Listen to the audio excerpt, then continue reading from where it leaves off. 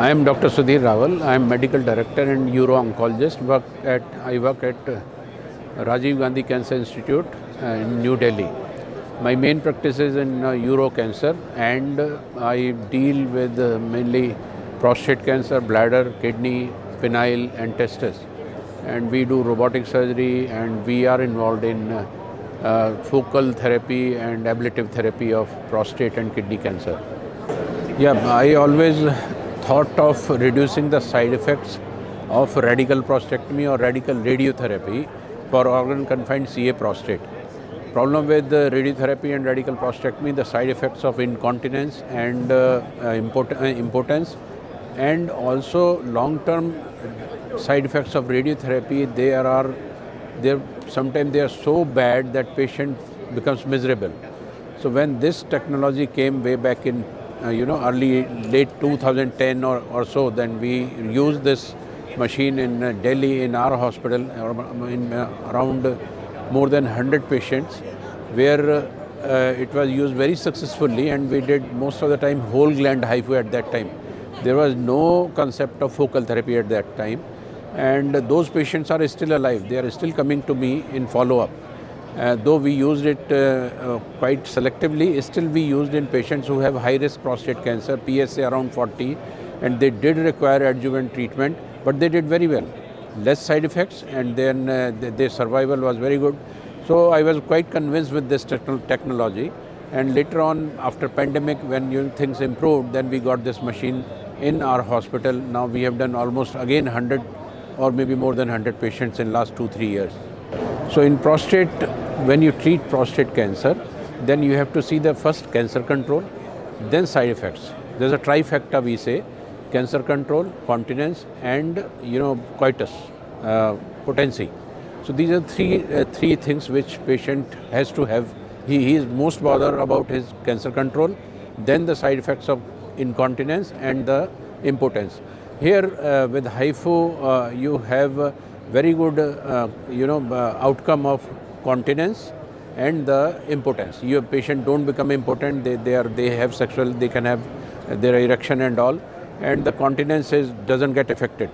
But the cancer control, when it comes to cancer control, then HIFU is equally effective as the radical prostatectomy or radiotherapy is. Only that many times when you go for focal therapy, then the recurrence rate may be high because the prostate is remaining there, but then it is still salvageable. The best thing with the HIFU is that you still can do surgery after that, you still can give radiation. So salvage treatment after HIFU, they are very good. So that is why I thought that this treatment option should be given to most of the patients which are there in my practice. So as I told you, I used this machine in 2008, 9 and 10. And that time we had done almost whole gland HIFU. All the patients had whole gland HIFU, and those patients are still coming in follow-up. But later on, 3 years back, we got the machine in India. That was the first machine we bought of Sonabladin in India. After that, there's another machine has come, and there are more machines are coming. And last 3 years, we have again done approximately 100 patients, and they are doing very well. There are hardly any side effects. Cancer control is very good. And then they have the option of getting another treatment when they fail. And there is no treatment which is 100% perfect, like radical prostatectomy or radiotherapy. It's not that they will not fail. They will also fail. But after radical prostatectomy, you can just do radiation. After radiation, there is nothing. But in post-radiation failure, we still have patients who have gone on HIFU. Post-radiotherapy, salvage treatment, HIFU is one of the options which I have given to one of my senior who is doctor. Actually, he opted for radiotherapy rather than surgery or HIFU in the beginning, and he failed. His local recurrence was there, so we gave him HIFU, and he is doing very well. So this is the reason, because this is one treatment which has less side effects, almost negligible side effect, but then it's quite effective and have the option of salvageability, like no cancer, no treatment option has.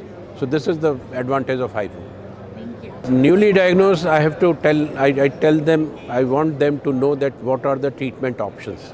They can go on active surveillance if there is a low risk cancer. They can have HIFU if there is a low intermediate risk. Even in high risk data are evolving. but at least low and intermediate risk group, HIFU is one of the best treatment. Then they can have radiation surgery, they can have radiation, but then they have to know that what are the side effects of HIFU. There's nothing, but then the surgery have side effects of incontinence and impotence also, and radiation has long-term side effects like having radiation to the bladder or rectum, having urine coming out. Then they should know that what are the salvage after any treatment. If the cancer recurs, what option they have. Like after HIFU, they have surgery and radiation both. But after surgery, they can have radiation, not HIFU. After radiation, they can't have surgery. In very selective cases, only HIFU. The message is that they should take care of their urinary symptom. They should consult the urologist as soon as they have any urinary symptom, and they should have their PSA done. And especially if their father or the brother or uncle had prostate cancer, they should have their PSA done at 45 years, because they are at 8 times higher risk of prostate cancer, especially first degree relationship. If the father has cancer prostate, the son has 8 times higher. But if the uncle has, then this risk reduces, but it is still higher than the normal population. So they should have their checkup done immediately. And the easiest test is to run PSA, the blood test. That will tell you where you stand. Later on, you can do other tests to find out the prostate cancer. I always tell them that take care of your health. And I tell the whole of the families that don't go to the junk food, confine to your kitchen. Don't give up your kitchen, because there are a lot of diseases which are related with the food. And for prostate, they have to get their checkup done. Like after 50, if they have urinary symptom, they should have their checkup done by a urologist or a surgeon to get PSA ultrasound done, so that they can know the early what is happening.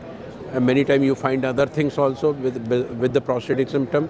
And once they have PSA which is alarming, they should consult the uro-oncologist in their city or in their whoever a hospital nearby is.